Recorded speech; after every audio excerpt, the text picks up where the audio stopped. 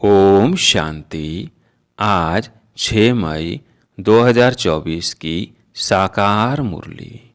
आज बाबा ने कहा, मीठे बच्चे, इस जन्म के पापों से हल्का होने के लिए बाप को सच सच सुनाओ और पिछले जन्मों के विकर्मों को योग अग्नि से समाप्त करो। प्रश्न, खुदाए खिदमतगार बनने के लिए कौन सी एक चिंता यानी फुरना चाहिए? उत्तर, हमें याद की यात्रा में रहकर पावन जरूर बनना है। पावन बनने का फुरना चाहिए, यही मुख्य सब्जेक्ट है। जो बच्चे पावन बनते हैं वही बाप के खिदमतगार बन सकते हैं। बाप अकेला क्या करेगा? इसलिए बच्चों को सीमत पर अपने ही योग बल से विश्व को पावन बनाकर पावन राजधानी बनानी है। पहले स्वयं को पावन बनाना है। ओम शांति। यह तो जरूर बच्चे समझते हैं। हम बाबा के पास जाते हैं रिफ्रेश होने के लिए। वहाँ सेंटर्स पर जब जाते हैं तो ऐसे नहीं समझ सकते। तुम बच्चों की बुद्धि में हैं, बाबा मधुबन में हैं। बाप की मुरली चलती ही है बच्चों के लिए। बच्चे समझेंगे हम जाते हैं मधुबन में मुरली सुनने। मुरली अक्षर श्री कृष्ण के लिए समझ लिया है। मुरली का अर्थ कोई और नहीं है। तुम बच्चों को अब अच्छी तरह से समझ आई है ना? बाप ने समझाया है और तुम फील करते हो। बरोबर हम बहुत बेसमझ बन पड़े थे। ऐसे कोई भी अपने को समझते नहीं है। यहाँ जब आते हैं तब निश्चय बुद्धि होते हैं। बरोबर हम बहुत बेसमझ बन गए थे। तुम सतयुग में कितने समझदार विश्व के मालिक थे। कोई मूर्ख थोड़ी विश्व के मालिक बन सकते हैं। यह लक्ष्मी नारायण विश्व के मालिक थे। इतने समझदार थे तब तो भक्ति मार्ग में पूजे जाते हैं। जड़ चित्र कुछ बोल तो नहीं सकते। शिव बाबा की पूजा करते हैं, वह कुछ बोलते हैं क्या? शिव बाबा एक ही बार आकर बोलते हैं। पूजा करने वालों को भी पता नहीं है कि यह ज्ञान सुनाने वाला बाप है। श्री कृष्ण के लिए समझते हैं, उसने मुरली बजाई। जिसकी पूजा करते उनके ऑक्यूपेशन को बिल्कुल नहीं जानते, तो यह पूजा आदि निष्फल ही हो जाएगी जब तक बाप आए। तुम बच्चों में कईयों ने वेद शास्त्र आदि कुछ भी पढ़े नहीं हैं। अब तुम्हें एक सत्य बाप पढ़ा रहे हैं।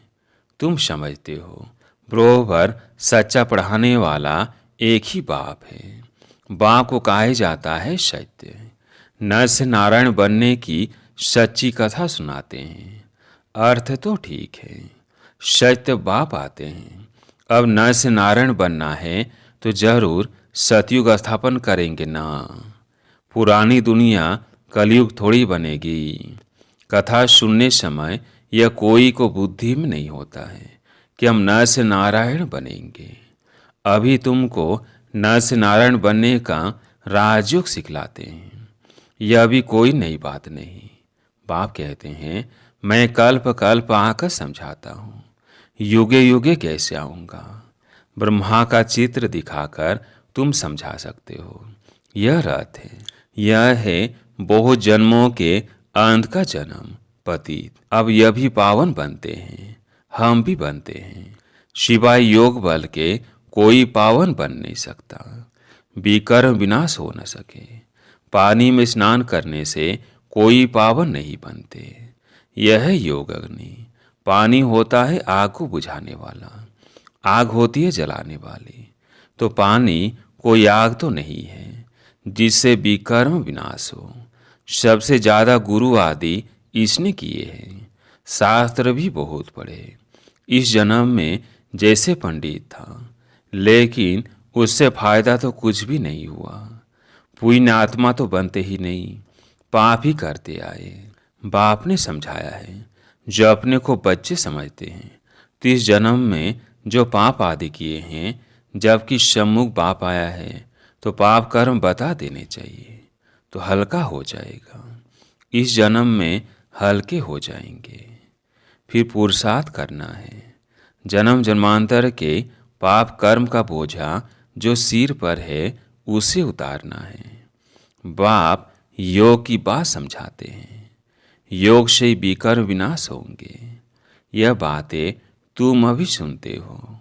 सतयुग में यह बातें कोई सुना न सके। ये सारा ड्रामा बना हुआ है। सेकंड बाय सेकंड ये सारा ड्रामा फिरता रहता है। एक सेकंड न मिले दूसरे से। सेकंड बाय सेकंड आयु भी कम होती जाती है। अभी तुम आयु को कम होने से ब्रेक देते हो और योग से आयु को बढ़ाते हो। अब तुम बच्चों को अपनी आयु को बड़ा बनाना है योग बल से। योग के लिए बाबा बहुत जोर देते हैं, परंतु कई समझते नहीं। कहते हैं बाबा हम भूल जाते हैं। तब बाबा कहते हैं योग कोई और बात नहीं, यह है याद की यात्रा। बाप को याद करते करते पाप करते जाएंगे, अंत मति शोगति हो जाएगी। इस पर एक मिसाल भी देते हैं। कोई ने किसको कहा तुम भैंस हो, तो बस वह समझने लगा मैं तो भैंस हूँ। बोला इस दरवाजे से निकलो, तो बोला मैं भैंस हूँ। कैसे निकले? सचमुच जैसे भैंस बन गया। ये एक मिसाल बैठ बनाया है, बाकी कोई ऐसा है नहीं। यह कोई यथार्थ मिसाल नहीं है। हमेशा रियल बात पर मिसाल दिया जाता है। इस समय बाप तुमको जो समझाते हैं उनके फिर भक्ति मार्ग में त्योहार मनाए जाते हैं। कितने मेले मलाखड़े आदि होते हैं। बाकी इस समय जो कुछ होता है उनके त्योहार बन जाते हैं। तुम यहाँ कितने स्वच्छ बनते हो। मेले मलाखड़े में तो कितने मैले होते हैं। शरीर को मिट्टी मलते हैं, समझते हैं पाप मिट जाएंगे। बाबा का खुद ये सब कुछ किया हुआ है। नासिक में पानी बहुत गंदा होता है, वहाँ जाकर मिट्टी मलते हैं, समझते हैं पाप विनाश हो जाएंगे। फिर उस मिट्टी को साफ करने के लिए पानी ले आते हैं। विलायत में कोई बड़े महाराजा आदि जाते थे तो गंगा जल का मटका साथ ले जाते थे। फिर स्टीमर में वही पानी पीते थे। आगे एरोप्लेन मोटर आदि थे नहीं। 100 से 150 वर्षों में क्या क्या बन गया है। सतयुग आदि में ये साइंस आदि काम में आती है। वहाँ तो महल आदि बनाने करने में देरी नहीं लगती। अभी तुम्हारी बुद्धि पारस बुद्धि बनती है तो सब काम सहज कर लेती है। जैसे यहाँ मिट्टी की ईंटें बनती है, वहाँ सोने की होती है। इस पर माया मच्छंदड़ का खेल भी दिखाते हैं। यह तो उन्होंने नाटक बैठ बनाए हैं दिखाने के लिए। बरोबर स्वर्ग में सोने की ईंटें हैं, उसको कहा जाता है गोल्डन एज, इसको कहा जाता है आयरन एज। स्वर्ग को तो सभी याद करते हैं। चित्र भी उन्हों के कायम है। कहते भी है आदि सनातन धर्म, फिर हिंदू धर्म कह देते हैं। देवता के बदले हिंदू कह देते हैं, क्योंकि भिखारी है तो देवता कैसे कहें। तुम कहाँ भी जाते हो तो ये समझाते हो, क्योंकि तुम हो मैसेंजर पैगंबर। बाप का परिचय हर एक को देना है। कोई झट समझेंगे कि बरोबर तुम ठीक कहते हो, दो बाप बरोबर है। कोई कह देंगे परमात्मा तो सर्वव्यापी है। तुम समझते हो एक से हद का वर्षा मिलता है, पारलौकिक बाप से बेहद का वर्षा मिलता है एक ही जन्म के लिए। यह ज्ञान भी अभी है, वहाँ यह ज्ञान नहीं रहता। संगम पर ही वर्षा मिलता है, जो फिर 21 पीढ़ी जन्म बाय जन्म तुम राज्य करते हो। तुम सारे विश्व के मालिक बनते हो। यह तुमको अभी मालूम पड़ा है। जो पक्के निश्चय बुद्धि है उनको कोई संशय उठाने की बात ही नहीं। बेहद के बाप से बेहद का वर्षा मिलता है। शिव बाबा आएंगे तो जरूर कुछ वर्षा देते होंगे, इसलिए बाबा कहते हैं यह बैच बहुत अच्छा है, इसे सदा लगा कर रखना है। घर घर में मैसेज देना है, फिर कोई माने या ना माने। विनाश आएगा तो समझेंगे भगवान आया हुआ है। फिर जिन्हों को तुमने मैसेज दिया होगा वे याद करेंगे कि ये सफ़ेद पोश वाले फरिश्ते कौन थे। सूक्ष्म बतन में भी तुम फरिश्ते देखते हो ना। तुम जानते हो मम्मा बाबा योग बल से ऐसा फरिश्ता बनते हैं, तो हम भी बनेंगे। यह सब बातें बाप इसमें प्रवेश कर तुमको समझाते हैं, डायरेक्ट नॉलेज देते हैं। जो बाबा में नॉलेज है वह तुम बच्चों में भी है। जब ऊपर में जाते हो तो नॉलेज का पाठ भी पूरा हो जाता है। फिर जो पाठ मिला है वह सुख का पाठ बजाते हैं और यह नॉलेज भूल जाती है। तो तुम बच्चे कहाँ भी जाते हो तो मैसेंजर की निशानी यह बैज साथ में जरूर चाहिए। भले कोई हंसी करे, इस पर क्या हंसी करेंगे। तुम तो यथार्थ बात सुनाते हो। यह बेहद का बाप है, उनका नाम है शिव बाबा। वह कल्याणकारी है, आकर शौर्य की स्थापना करते हैं। यह पुरुषोत्तम संगम युग। यह सारा ज्ञान तुम बच्चों को मिला है, फिर भूलना क्यों चाहिए। बात तो बिल्कुल सहज है। चलते फिरते बाप और वर्षे को याद करना है, शांति धाम और सुख धाम। तुम बच्चे यहाँ आते हो, मुरली सुनकर जाते हो, फिर सुनानी भी चाहिए। ऐसे नहीं सिर्फ एक ही ब्राह्मणी मुरली चलाए।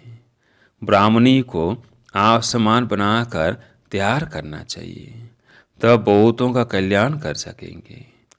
अगर एक ब्राह्मणी कहाँ चली जाती है तो दूसरी क्यों नहीं सेंटर चला सकती। क्या धारणा नहीं की है। स्टूडेंट को पढ़ने और पढ़ाने का शौक चाहिए। मुरली तो बहुत सहज है, कोई भी धारण कर क्लास करा सकते हैं। यहाँ तो बाप बैठे हैं। बाप बच्चों को कहते हैं कोई भी बात में संशय नहीं होना चाहिए। एक बाप ही है जो सब कुछ जानते हैं। एक ही अहम ऑब्जेक्ट है, इसमें कोई प्रश्न आदि पूछने का भी नहीं रहता। सुबह को भी बैठ बच्चों को याद की यात्रा में मदद करता हूँ। सारे बेहद के बच्चे याद रहते हैं। तुम सब बच्चों को इस याद की मदद से सारे विश्व को पावन बनाना है। इसमें ही तुम अंगुली देते हो। पवित्र तो सारी दुनिया को बनाना है ना। तो बाप सही बच्चों पर नजर रखते हैं ना। सब शांति धाम में चले जाए, सबका अटेंशन खिंचवाते हैं। बाप तो बेहद में ही बैठेंगे।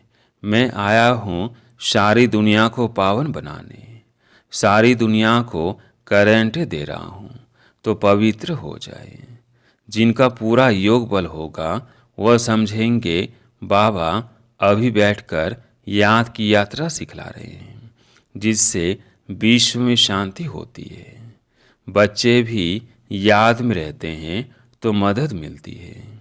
मददगार बच्चे भी चाहिए ना। खुदाई खिदमतगार निश्चय बुद्धि याद करेंगे। तुम्हारी पहली सब्जेक्ट है ही पावन बनने की। गोया तुम बच्चे निमित्त बनते हो बाप के साथ। बाप को बुलाते ही हैं, हे पतित पावन आओ। अब वो अकेला क्या करेगा। खिदमतगार चाहिए ना। तुम जानते हो हम विश्व को पवित्र बनाकर फिर सारे विश्व पर राज्य करेंगे। बुद्धि में जब ऐसा निश्चय होगा तब नशा चढ़ेगा। तुम बच्चे जानते हो हम बाप की श्रीमत से अपने योग बल से अपने लिए राजधानी स्थापन कर रहे हैं। यह नशा चढ़ना चाहिए।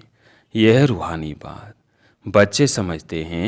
हर कल्प बाबा इस रूहानी बल से हमको विश्व का मालिक बनाते हैं। यह भी समझते हो कि शिव बाबा आकर शौर्य की स्थापना करते हैं। अभी सिर पर इस याद की यात्रा का ही फुरना है, पुरुषार्थ करना है। धंधा आदि करते भी याद की यात्रा रहे। एवर हेल्दी बनाने के लिए बाप कमाई बड़ी जबरदस्त कराते हैं। इस समय सब कुछ भुलाना पड़ता है। हम आत्मा ही जा रही है। आत्माभिमानी बनने की प्रैक्टिस कराई जाती है। खाते पीते चलते फिरते यह क्या बाप को याद नहीं कर सकते। कपड़ा सिलाई करते बुद्धि योग बाप की याद में रहे। बहुत सहज है।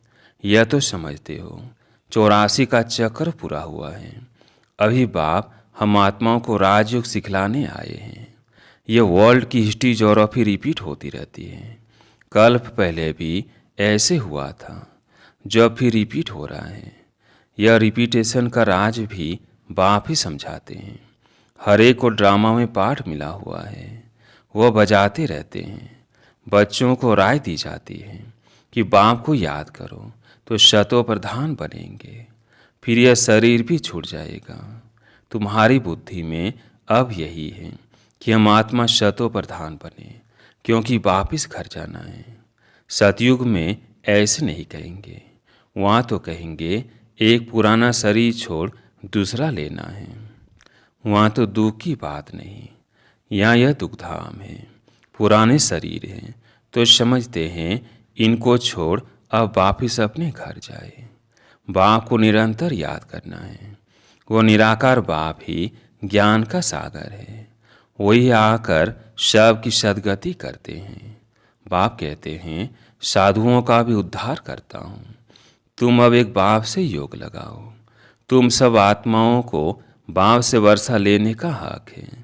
अपने को आत्मा समझ देही अभिमानी बनो और बाप को निरंतर याद करो तो पाप कटते जाएंगे।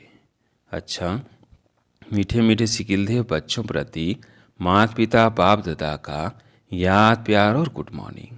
रूहानी बाप की रूहानी बच्चों को नमस्ते। हम रूहानी बच्चों की रूहानी बाप दादा को याद प्यार गुड मॉर्निंग नमस्ते नमस्ते। धारणा के लिए मुख्य सार। पहला पॉइंट है, मुरली सुनकर फिर सुनानी है। पढ़ने के साथ साथ पढ़ाना भी है। कल्याणकारी बनना है। बैज मैसेंजर की निशानी है, यह सदा लगाकर रखना है।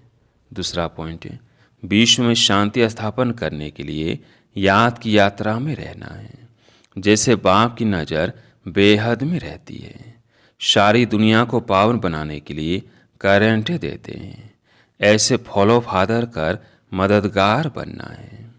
आज प्यारे मीठे बाबा का वरदान। कर्म और योग के बैलेंस द्वारा कर्मातीत स्थिति का अनुभव करने वाले कर्म बंधन मुक्त भव। कर्म और योग के बैलेंस द्वारा कर्मातीत स्थिति का अनुभव करने वाले कर्म बंधन मुक्त भव। कर्म के साथ साथ योग का बैलेंस हो तो हर कर्म में स्वतः सफलता प्राप्त होती है। कर्म योगी आत्मा कभी कर्म के बंधन में नहीं फंसती। कर्म के बंधन से मुक्त को ही कर्मातीत कहते हैं। कर्मातीत का अर्थ यह नहीं है कि कर्म से अतीत हो जाओ। कर्म से न्यारे नहीं, कर्म के बंधन में फंसने से न्यारे बनो। ऐसी कर्म योगी आत्मा अपने कर्म से अनेकों का कर्म श्रेष्ठ बनाने वाली होगी। उसके लिए हर कार्य मनोरंजन लगेगा, मुश्किल का अनुभव नहीं होगा। स्लोगन, परमात्म प्यार ही समय की घंटी है जो अमृत वेले उठा देती है। परमात्म प्यार ही समय की घंटी है जो अमृत वेले उठा देती है। अच्छा, ओम शांति।